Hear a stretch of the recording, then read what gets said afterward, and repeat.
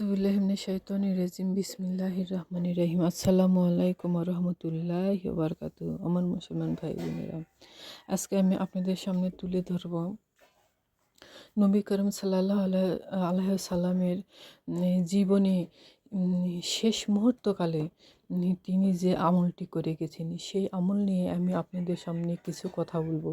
এই আমলটি হলো মুসলমান ভাই বোনেরা মিসওয়াক। হ্যাঁ, নবী করিম সাল্লাল্লাহু আলাইহি সাল্লাম শেষ মুহূর্তে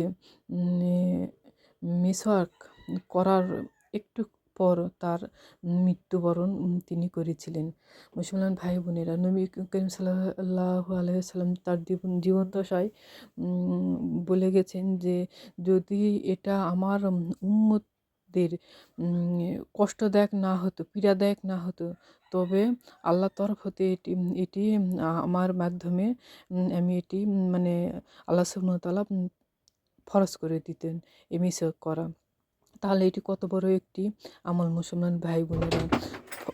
ফরজ করা হয়নি, কিন্তু আপনার হচ্ছে সুন্নতের উপর এবং প্রায় ফরজের কাছাকাছি একটি আমল। এই আমলটি আপনারা নিয়মিত করার চেষ্টা করবেন। প্রতি 5 ওয়াক্ত নামাজের আগে উজু করার সময়, এবং নবী করিম সাল্লাল্লাহু আলাইহি সাল্লাম এটি সঙ্গে করে সাথে নিয়ে যেতেন তিনি যেখানে সফররত অবস্থায় থাকতেন। তাই আপনারা এই গুরুত্বপূর্ণ আমলটি করার চেষ্টা করবেন।